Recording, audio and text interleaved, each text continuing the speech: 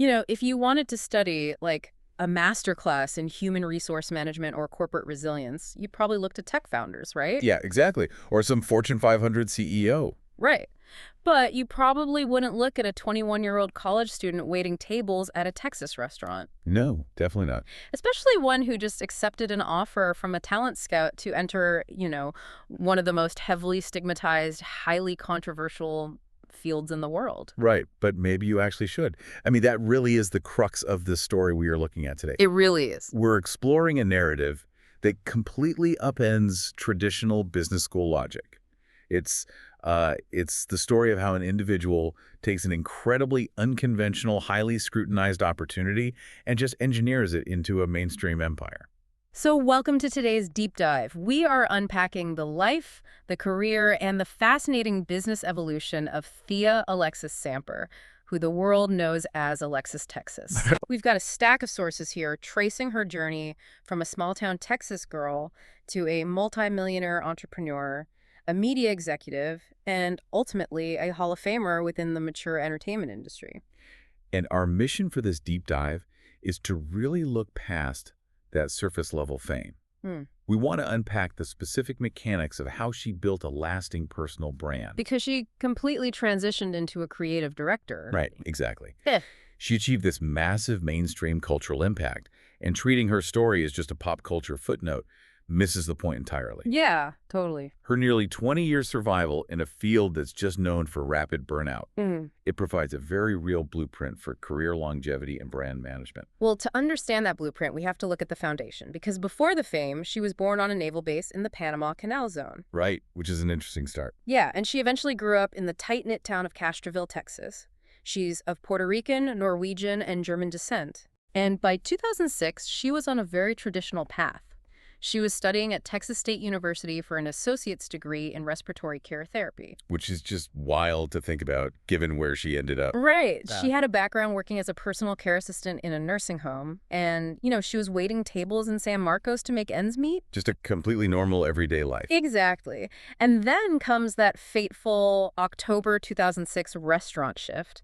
Representatives from Shane's World Studios sit in her section, and they just offer her a role in a production called College Amateur Tour in Texas. And she says yes. She just says yes. She shoots more scenes in Florida, and then by March 2007, she packs up and moves to Los Angeles to sign with LA Direct Models. That rapid succession of events is, well, from a restaurant shift to signing with an agency in Los Angeles in less than 6 months. Yeah. That's where the business acumen starts to really reveal itself. Wait, hold on. I have to interrupt here. Yeah, what's up? We're talking about abandoning a medical degree, leaving a stable trajectory, and flying across the country to enter a deeply stigmatized industry. Right. That doesn't sound like calculated adaptability to me. That sounds like a reckless 21-year-old gamble. I mean, how do we know this wasn't just sheer luck? Well, if we look closely at her background, that military upbringing is a crucial variable. How so? Being born on a naval base and moving around, it requires a specific psychological toolkit.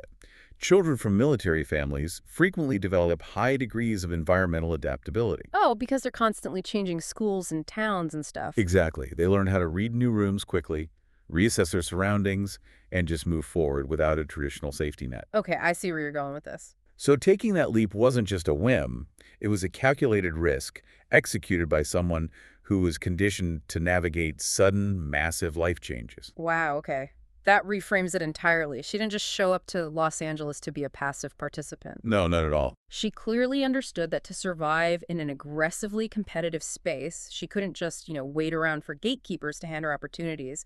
She had to become the product, the manager, and the marketing team simultaneously. Because in any media field, but especially in mature entertainment, the turnover rate for talent is just incredibly high. Right. They're always looking for the next new thing. Exactly. The industry machinery is completely designed to constantly cycle in new faces. If you don't establish a distinct, undeniable presence immediately, you become obsolete in months.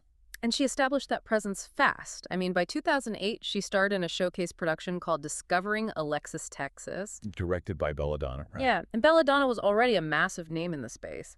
That same year, she won the Night Moves Award for Best New Starlet. Which is a major industry accolade. Yeah. It signals that she wasn't just a participant. She was a sudden, undeniable financial draw. But her most brilliant maneuver actually happened in 2009. She executed this massive structural pivot. She formed her own company, Alexis Texas Entertainment, under the Starlet Entertainment Group umbrella. And she launched her own official website. Right. To understand the gravity of that 2009 business pivot, we really have to look at the broader internet landscape at that time. Oh, because everything was changing, right. Exactly. The late 2000s were chaotic for media distribution. Traditional DVD sales were completely collapsing. Free streaming platforms were aggressively undercutting performer revenues. So everyone was losing money. Yeah, most talent remained entirely reliant on these massive production studios for distribution and income. But by forming her own corporate entity and launching a membership-based website— She was seizing the means of production during an industry-wide recession. Precisely. She was basically executing the creator economy playbook years before it was a buzzword. Oh, absolutely. Today, every influencer and digital creator understands that you have to own your platform. You have to build a direct-to-consumer pipeline rather than just, renting space on someone else's algorithm. Right, because algorithms change. Exactly. But she was legally structuring her financial independence over a decade before the rest of the internet caught on. She recognized early on that her image was her most valuable asset. Retaining legal and financial control over how that image was monetized— that is a level of executive foresight that many traditional actors never even develop. Well, let's actually talk about that image, because her specific physical branding is what allowed her to cross over into mainstream pop culture. Oh, completely. She became globally recognized for a signature physical trademark. She stood at 5'8" and 129 pounds, and that celebrated silhouette won her 8 different industry awards. And it eventually landed her the cover of Tation's The Big Butt Book in 2010. Yes, which is huge. Securing a Tation cover is a really fascinating mechanism of cultural elevation. Tation is a highly respected art book publisher. Right, it's not a tabloid. Exactly. By appearing there, her specific physical branding was validated in a fine art context. And that begins to soften the stigma of her original industry. And that softening just opened the floodgates. By 2009, she's landing covers for mainstream publications like Genesis and the 35th anniversary edition of Hustler. Yeah, the momentum was incredible. In 2010, Maxim names her one of their 12 top female stars. She then pivots into traditional mainstream film, starring in the 2011 comedy horror Bloodlust Zombies. Which is a classic crossover move. Oh, totally. And then she even appears in Joseph Gordon-Levitt's mainstream 2013 romantic comedy, Don John. That was a huge mainstream moment. But my absolute favorite crossover, though, is her feature in Juicy J's massive 2012 hit music video, Bands and Make Her Dance. That Juicy J music video is a perfect case study in how cultural crossovers actually function. Oh, so? Well, in the early 2010s, mainstream hip-hop was increasingly embracing internet culture and viral phenomena. Right, it was all about who was trending. Exactly.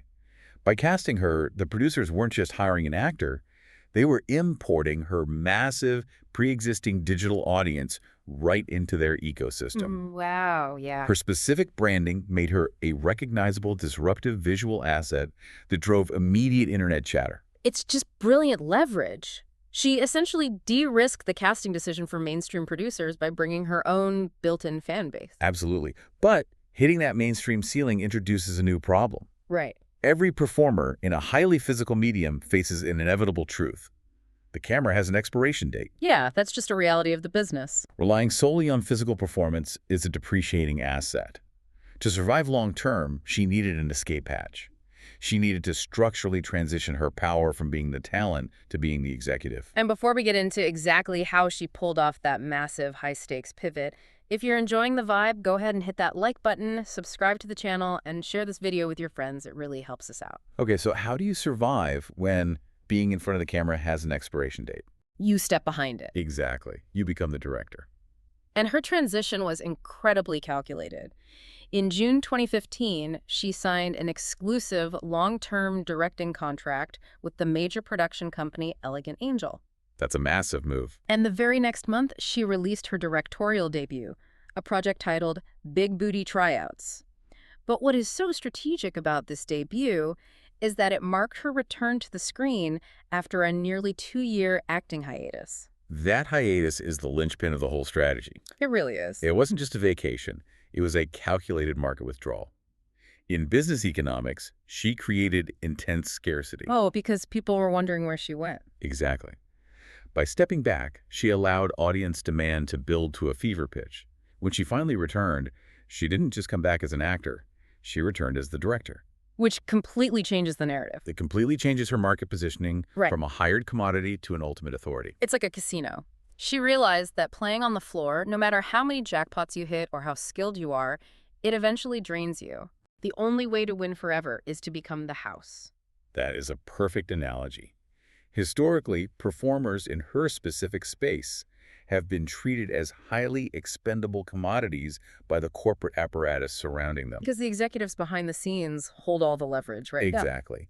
But by seizing the director's chair, she completely flipped that historical power dynamic. And she wasn't just directing rookies either. She was guiding the creative vision of prominent established peers in the industry, like Anika Albright and Abella Danger. Which takes a lot of respect to pull off. Definitely. She directed multiple significant projects, including The Real Butt Woman Returns and a 2019 all-female cast film called Alexis, Texas, Lesbian House Party. Directing your peers is the ultimate demonstration of localized industry intelligence. Right. It secured her longevity because a director can work indefinitely, regardless of physical expiration dates. It allowed her to control the narrative and the quality of the productions bearing her name. And it pays well, too. Crucially, it created a secondary, highly lucrative income stream that didn't require her to be in front of the lens. So once she established that executive foundation, she had the freedom to completely bypass traditional gatekeepers and just talk directly to the public. Which is where the real power is today. That infrastructure allowed her to evolve once again, this time, into a true multimedia personality. In the modern era, legacy and executive control are deeply tied to a quantified digital footprint. And she had a massive one. By 2020, she had amassed around 6 million followers on Instagram. 6 million. That is a staggering broadcast network. Yeah, and she controls it entirely. And she weaponized that audience for her next evolution. In 2020, she launched her own podcast, Private Talk with Alexis, Texas. Which is such a smart pivot. She didn't just interview people from her own industry, though. She sat down with massive mainstream figures like the Grammy-winning musician Neo and the legendary fashion designer Karl Kateng. She also took on hosting duties for Alexis, Texas, Booty Talk on Vivid Radio around that time. The psychology of the podcast format is really vital here. A podcast reintroduces the host to the public, not as an image, but as an intellect. Oh, that's a great point. By conversing with figures like Neo, she effectively washes off the remaining stigma of her origins. She changes her context. Because she's the one steering the conversation. Exactly. If mainstream Grammy-winning artists are sitting across from you for deep conversations, you are no longer just an entertainer. You are a legitimate media personality. And the culture absolutely validated that shift. I mean, in 2021, she appeared in a music video for the Iranian musician Saucy for a track called Tehran Tokyo. And that pulled in crazy numbers, right? 18 million views in just a single week. Wow. Rappers like Lil Yachty were name-dropping her in tracks back in 2018.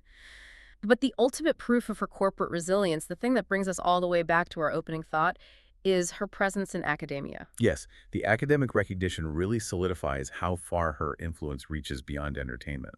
In 2018, the gender studies scholar Camille Nurka featured her in a book analyzing cultural impacts. And then in 2012, author David M. Kopp included her in a literal textbook on human resource management. A human resource management textbook. That's just incredible. They specifically looked at her career to study business practices and resilience within a stigmatized trade.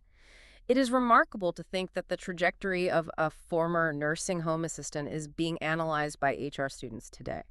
Well, it makes perfect sense when you look at the underlying principles of her survival. Managing a multi-million-dollar brand under extreme social scrutiny requires unparalleled crisis management and strategic foresight. It's not for the faint of heart. Not at all. Her career teaches everyday professionals the absolute necessity of revenue diversification.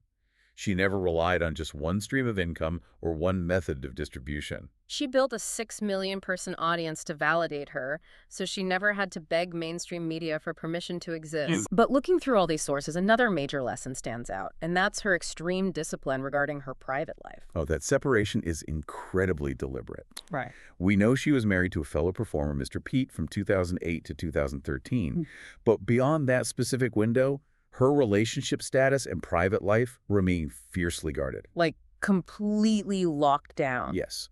Thea Samper, the human being, is kept completely insulated from Alexis, Texas, the corporate entity. In an era where digital creators are actively encouraged to overshare and just commodify every single aspect of their daily lives for engagement, maintaining that strict boundary is a profound act of self-preservation. It really is. It prevents burnout, Yeah. and it allows her to operate her business with absolute objectivity. Well, the results of that objectivity speak for themselves. She built an estimated net worth of $3 million. And in 2022, she received the ultimate validation from her peers when she was formally inducted into the AVN Hall of Fame. It's the culmination of a strategy that began all the way back in that restaurant in 2006. It's a phenomenal arc. So, what does this all mean for you listening to this deep dive? We've just traced the incredible, heavily scrutinized arc of a respiratory therapy student who transformed into a highly awarded entertainer, an executive director, and a media mogul. Yep. Alexis's story highlights the absolute necessity of taking ownership of your career mechanics. When you are presented with an unconventional path, true success doesn't come from just walking down it blindly and hoping for the best. It comes from treating yourself as an autonomous business. Exactly. It requires constantly diversifying your skills, just like she did, by mastering the internet in 2009, moving into the director's chair to control her product, and then launching a podcast to redefine her public context. You cannot wait for an industry to accommodate you. You have to build the infrastructure that secures your own future. Always. Which brings us to a final thought for you to mull over today. Think back to that 21-year-old in the restaurant looking at an offer that most of the world would tell her to run away from. If an individual can engineer a mainstream, multi-million-dollar corporate empire from one of the most stigmatized and controversial fields in the world, what arbitrary industry boundaries are holding you back from completely redefining your own career path?